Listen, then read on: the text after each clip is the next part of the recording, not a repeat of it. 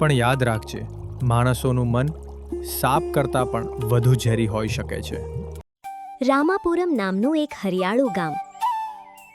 એક દિવસ જ્યારે સૂર્ય આથમતો હતો ત્યારે આકાશ લાલ રંગથી રંગાઈ ગયું હતું.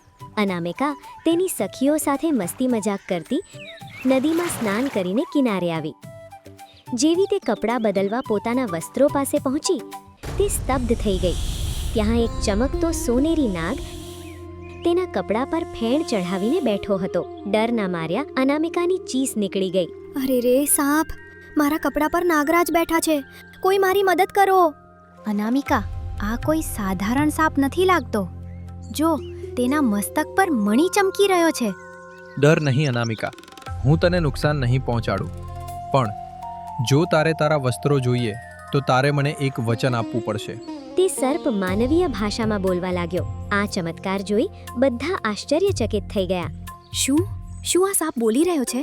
શું હું કોઈ સપનું જોઈ રહી છું? તારે શું જોઈએ છે? તારે મારી સાથે લગ્ન કરી મારા નાગલોકની મહારાણી બનીને આવવું પડશે. જો તું માનીશ તો જ હું અહીંથી હટીશ. એક સાપ સાથે લગ્ન? ભલે, મંજૂર છે. પહેલા મારા કપડાં છોડ, નહીંતર મારા ભાઈઓ આવશે તો તને મારી નાખશે. વચન મળતા જ તે નાગ શાંત થઈને ધીરેથી પાણીમાં ઓઝલ થઈ ગયો. અનામિકાએ વિચાર્યું કે કદાચ તે કોઈ ભ્રમ હતો અને તે નાગ ક્યારેય પાછો નહીં આવે એમ માનીને તે ઘરે પાછી ફરી. પરંતુ સમય વીતવાની સાથે તે વચન સાચું થવાનો દિવસ પણ આવી ગયો. થોડા દિવસો પછી અચાનક સાપનું મોટું ટોળું ગામમાં ઉમટી પડ્યું અને અનામિકાના ઘરને ઘેરી લીધું. એ આટલા બધા સાપ આપણા ઘરને કેમ ઘેરી વળ્યા છે? શિવા, કૃષ્ણા, લાકડીઓ કાઢો, આમને હમણાં જ ખતમ કરી નાખો.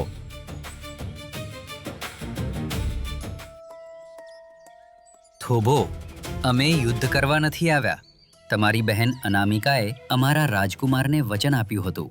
અમે તેમને નાગલોક લઈ જવા આવ્યા છીએ. મારી દીકરી સાપો સાથે જશે? હા તો અન્યાય છે.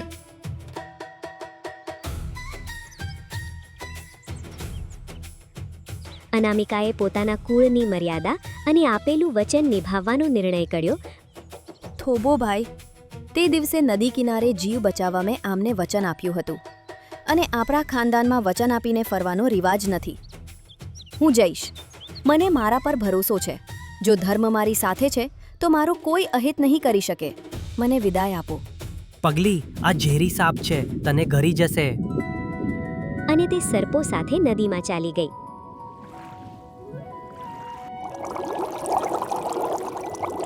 નદીના ઊંડાણમાં હજારો સૂર્યના તેજ જેવો એક ભવ્ય નાગલોકનો મહેલ હતો. જેવી અનામિકાએ ત્યાં પગ મૂક્યો તે સોનેરી નાગ એક તેજસ્વી રાજકુમારમાં બદલાઈ ગયો. તમે સાપ નથી, તમે તો રાજકુમાર છો. હા અનામિકા, મારું નામ નાગવર્ધન છે. એક શ્રાપને કારણે હું ધરતી પર સર્પ રૂપમાં રહેવા મજબૂર છું. ફક્ત નાગલોકમાં જ હું મારા અસલી રૂપમાં રહી શકું છું. તું હિંમત કરીને અહીં આવી છે. તારું આ પવિત્ર મન જ મારા શ્રાપની મુક્તિનું પહેલું પગથિયું છે. તમારી આંખોમાં સચ્ચાઈ દેખાય છે. હું તે દિવસની રાહ જોઈશ જ્યારે તમે આ શ્રાપમાંથી મુક્ત થશો. અનામિકા અને નાગવર્ધન સુખેથી રહેવા લાગ્યા. તેમને 2 બાળકો પણ થયા. પરંતુ એક દિવસ અનામિકા તેની બારીમાંથી ઉપરની દુનિયા જોઈને પોતાની માતા અને ભાઈઓની યાદમાં રડી પડી. અનામિકા, તારી આંખો કેમ ભીની છે? અહીં તને કઈ વાતનું દુઃખ છે? સ્વામી, અહીં મને કોઈ કમી નથી, પણ મારું મન મારી માતા અને ભાઈઓને જોવા માટે વ્યાકુલ છે. ખબર નહીં તેઓ મારા વિશે શું વિચારતા હશે. ભલે, હું તને જવાની પરવાનગી આપું છું, પણ યાદ રાખજે, માણસોનું મન સાપ કરતાં પણ વધુ ઝેરી હોઈ શકે છે. નાગવર્ધને તેની ઈચ્છા માની લીધી. પાછા બોલાવવા માટે આ ગુપ્ત મંત્ર યાદ રાખજે. નાગલોકના નાથ, નવમણીના દાતા, મરારો સાદ સુણી મનુષ્ય રૂપે આવો. નદી કિનારે આ મંત્ર વાંચીશ ત્યારે જ હું બહાર આવીશ. આ વાત કોઈને કહેતી નહીં. અનામિકા તેના બાળકો સાથે પિયર પહોંચી.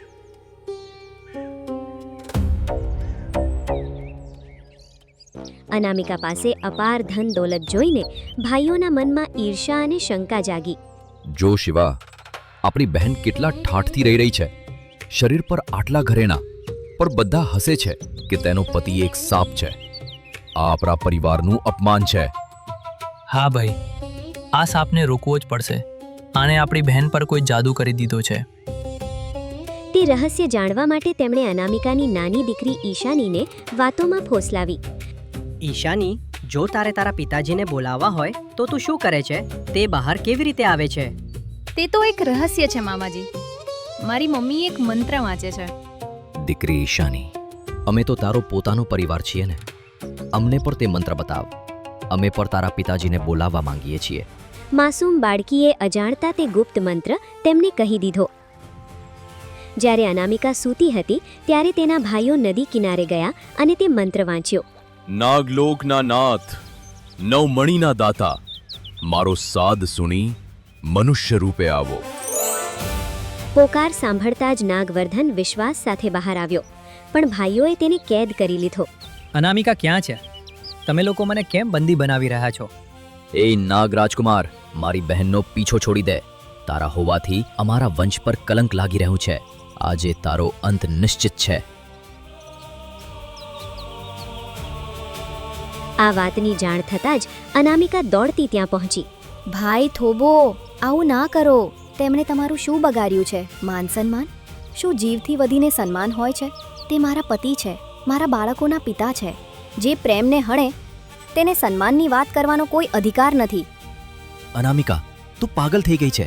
આ માણસ નથી, એક જાનવર છે. દુનિયા તારા પર હસશે. આને મારીને જ અમારી ઇજ્જત બચશે. અસહાય અનામિકાએ આકાશ તરફ જોઈને ઈશ્વરને પ્રાર્થના કરી. હે નાગલિંગેશ્વર, જો મારા પતિના પ્રાણને કંઈ થશે તો આ સૃષ્ટિમાં ધર્મનો કોઈ અર્થ નહીં રહે. મારા ભાઈઓની અજ્ઞાનતાને ક્ષમા કરો અથવા મને પથ્થર બનાવી દો. તેની પ્રાર્થના સાંભળીને આકાશમાં વીજળીઓ કડકવા લાગી.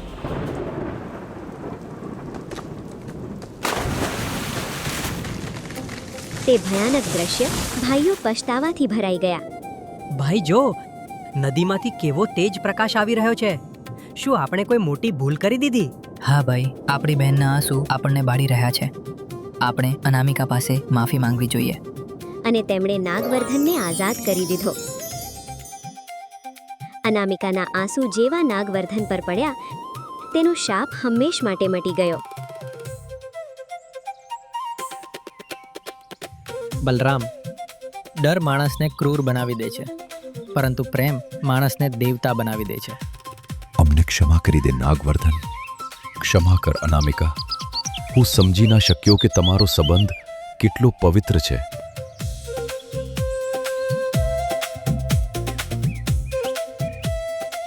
ભાઈ, હવે આપણે બધા એક જ પરિવાર છીએ. નાગલોક અને ભૂલોકમાં હવે કોઈ અંતર નથી રહ્યું.